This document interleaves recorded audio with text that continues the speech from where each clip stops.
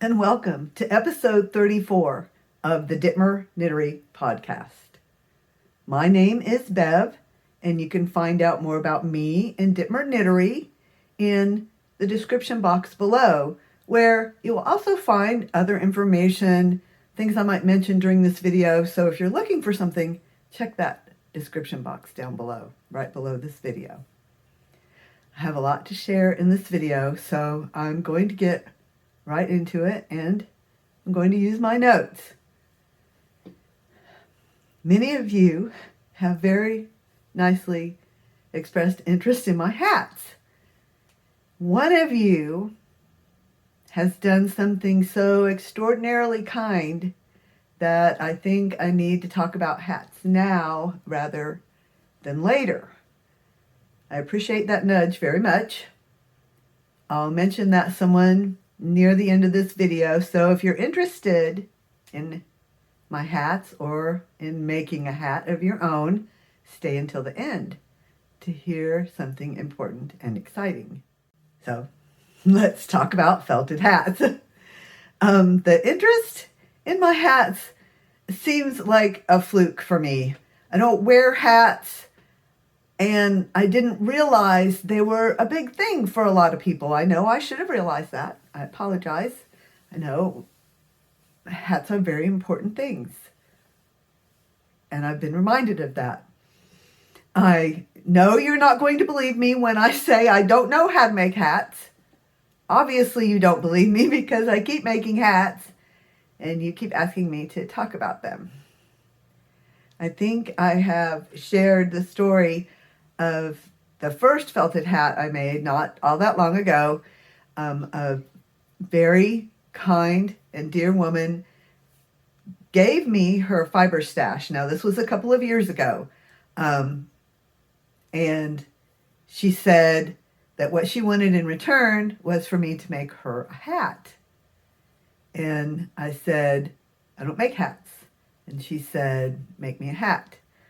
So it took me a while to finally get around to doing it because,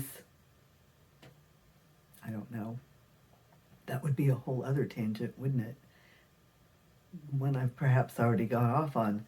Anyway, she was a dear woman and a beloved member of my local community. I had to eventually make her a hat, and I did. And when I posted that hat, that first hat, on Facebook, it got more likes, I think, than anything I have ever posted before. Prior to that, posting the hat, my most popular Facebook post was this picture of my tiny dog in a bandage. Of course, that was very popular. The interest in that first hat got me to make more hats. Even though others had encouraged me to do so for some time, I had not been making hats, and so I started making hats. And I'm still experimenting. I'm still experimenting with sizes and yarns, and I don't really have any completely consistent results or pattern, but I am willing to give you some guidelines and some math. Don't turn away just because I said math. It's a little easy math, and I will show you. Don't be worried because I said math. It's okay. And I haven't crocheted any hats to felt. So all of this is based on me experimenting with knitted hats, and we can get to crocheted hats. I'm not ready for that right now. And you may get there before I do. That would be great if you would, show me how to crochet and felt a hat. I'm willing to tell you some things about my knitted felted hats. If you promise you won't hold me responsible for your results. You can't hold me to any of this because felting is so unpredictable. I can't make any promises. We're in this experiment together. I try to use the skills and knowledge that I've accumulated over the years to figure out how to make things. So sometimes it takes me longer, to get to the ultimate goal of having made something than it would if, say, I looked up a pattern and followed some instructions. And I do it this way purposefully because I make original handmade items, and while I am inspired by all kinds of things, other people's art, other handmade items, pictures, books, nature, while I'm inspired by all of those things, I try to find my own way during the making process. So that's my way of learning and growing as an artist. And so I used to say I can't make and learn at the same time, but apparently that is how I do it. So, like I said, I'm still experimenting here. I started with the hats to figure out how to make felted hats by looking at some patterns for medium weight yarn for knitted hats. So I thought, I can increase the stitches, I can figure it out from there, and that's what I did. I wasn't looking for a pattern to follow, I needed a place to start, a reference. So what I discovered and what I kind of had in my head, but I looked at some things, looked at some regular knitted hat patterns, and the average knit cast on with medium weight yarn for an adult size hat is about 80 to 100 cast on stitches. So again, this is if you were going to knit a hat, you might cast on 80, 90, 100 stitches with your medium weight yarn, knit in the round for say 8 inches, decrease 8 or 10 stitches every round for 8 or 10 rounds, and weave in the ends, and you have a knitted hat. And of course you can add a lot, that's very basic. And if you know how to knit or crochet, you probably already know how to make a hat. Even I know how to make a hat. So an item knitted or crocheted from medium weight wool yarn is going to shrink in the felting process. It's going to shrink approximately 20 to 50%. And this is a big range. This is a unpredictable. Shrinkage is very unpredictable because of the different types and weights of yarn. Dyes can have an influence on felting. Needle size, if we don't use the exact same needles, of course we don't have the same tension. And there's also the factor of how thoroughly you decide to felt the item. And, I try to felt my items until they can't felt anymore. But that, you can do it until it looks good for you. Do your felting process until it looks finished to you, until you get the result that you're looking for. And remember that the yarn has to be a natural animal fiber to felt. Wool is preferred because it's so reliable. We have some idea how wool yarn is going to perform. Superwash wool yarn, of course, will not felt. Superwash will not felt. So I did all this thinking about, okay, I want my product to be original. I want to have an idea of where to start. And I thought, okay, if I were going to knit a hat, I might cast on 100 stitches. If I wanted to felt that hat, I have to count on, say, it's going to felt by 30%. So add 30 stitches to that cast on if I'm going to felt it. And then I thought, well, the kind of recipe I have in my head is multiples of 12 stitches plus 6. So that would be 126, really close to 130. So like I said, if I were going to knit a hat, I might cast on 100. If I were going to felt that hat and predict it was going to shrink by perhaps 30%, I might cast on 130 stitches, but then thinking, okay, what multiples do I want to use? I want to use a multiple of 12 plus 6. So a good starting place would be cast on 126 stitches, which is quite close to my approximate that I got of 130 stitches.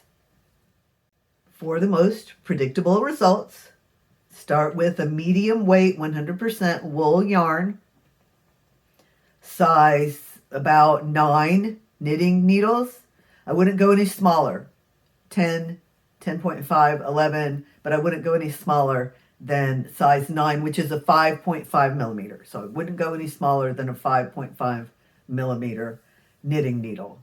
And like I suggest, I would suggest a medium weight 100% wool yarn such as Patton's Classic Wool. I suggest it because it's familiar, reliable, and available. More available than you may know. Make sure to watch to the end. So, these hats I've made, I don't make a ribbing or a brim. I cast on and knit in the round until it's time to decrease. And I roll or fold the brim by hand after felting.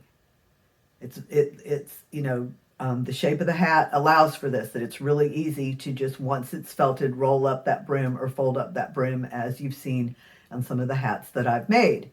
And I'll show you some calculations.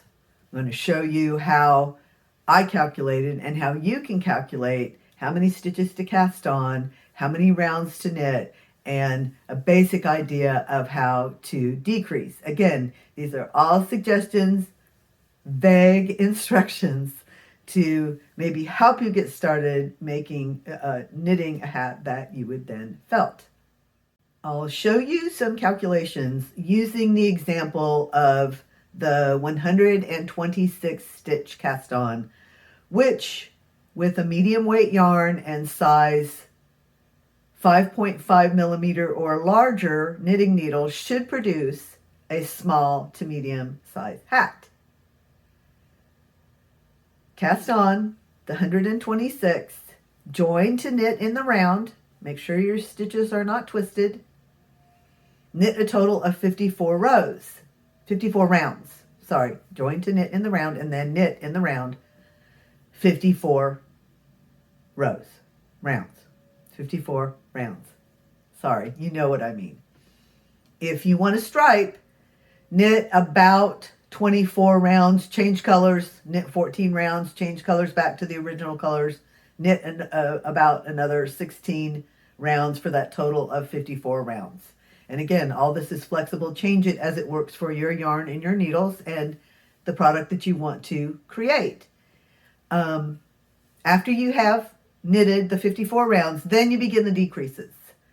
Decrease, so if you have, now you still have 126 stitches, so decrease 2 stitches per round for 3 rounds until you have a number that's divisible by 10. So if you decrease 2 stitches per round for 3 rounds, then you've decreased 6 stitches and you have 120 stitches. Then decrease 10 stitches per round until you have 10 stitches left, decrease 5 stitches, and then you're ready to pull that yarn through the remaining 5 stitches and finish off your hat and felt it. I have made hats by casting on 102, 114, 138, and 150 stitches to get all different sizes of hats. In other words, you can use any number divisible by 12 and then add 6 to get your number of cast on stitches.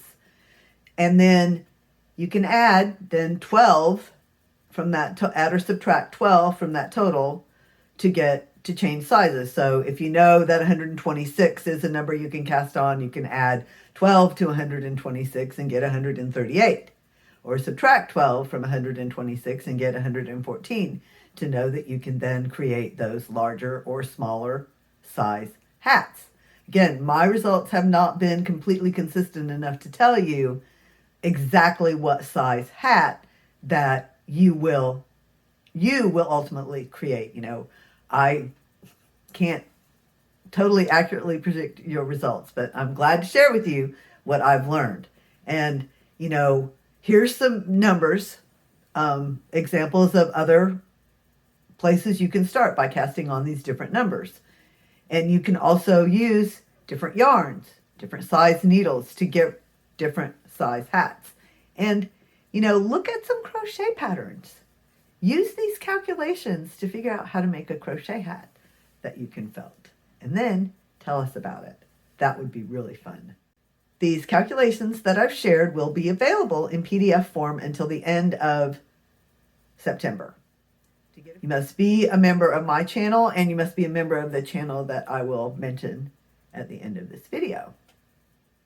To try to get some consistent sizing and to let people know what I mean by the sizes I use when I say small, medium, or large, I use this chart that I found online to approximate the finished size of the hat. I keep a plastic tape measure next to my felting pot, and as I'm felting, as I think, the hat is getting close to being thoroughly felted, I'll get that measuring tape and I'll measure the hat. And what I've done is measure my head where my hat sits, and then I measure that part of the hat around the brim of the hat. And so again, I'm trying to create something that I feel like is consistent sizing for me, and just share with you the estimates that I've come up with. Like, for instance, I knitted a hat and I wanted it to be a size large to turn out about 25 inches around, what I would call a large hat. Well, when it was 25 inches around, it wasn't done felting, and I wasn't happy with that. So I continued to felt it until it was finished felting. So it turned out to be a medium hat, still a very nice hat. And then I made another hat, larger. I cast on more stitches, made a larger hat, and was able to achieve that 25-inch around size that I call a large that I was trying to achieve. And you can tell I'm still experimenting. Please know I'm still experimenting, and I'm just trying to guide you as we're on this experiment and adventure together. And I started with, like I said, wools that were familiar to me. Patton's Classic Wool, Fisherman Wool, Knit Picks yarn held 2 strands together. Knit Picks palette yarn held 2 strands together. Of course, there are other Knit Picks yarns that you can use that felt well, but my experiment was with palette yarn, 2 held together. And I also then experimented with some yarns completely unknown to me, and all of my hats turned out well. All of them did not turn out to be the shape and size that I anticipated that they would be, but all of them turned out great. All of them turned out to be hats, and yours will turn out to be a hat too. And you should know what I'm going to say next. If you want to know what's going to happen when you make your hat, do it. Do it. Make hat, felt it. Find out what's going to happen. And, to get started, you could watch some of my past videos where I talk about and show felted hats and other felted items I've made. Watch some of those, and that'll get you started binge watching all of my videos. And I've linked, a few of them below to get you started. And now for the important and exciting part. What, you say? It gets more exciting? Yes, it does. If you want to make a hat and you need some wool yarn, here's what you need to do. Watch Katrina on Mindful Crafts and More channel. Again, that's Katrina, and her channel name is Mindful Crafts and More. And of course, it's linked in the description box below. Katrina is a very, very kind and generous person who encouraged me to make this video so you can make hats. I suggest you get right on over to Katrina's channel, Mindful Crafts and More. Watch some of her videos. Be ready. She will have a video with more information soon. Meanwhile, I'll be making some hats too. And next week, I hope that I will have a knitted, unfelted hat to show you so we can see and talk about what it looks like, how large it is before we felt it. So I will see you on that video. I don't think I'll see you before then, but sometimes. Anyway, please continue to watch, continue to like and subscribe, And I thank you so much for being here with me today. I'll see you again soon.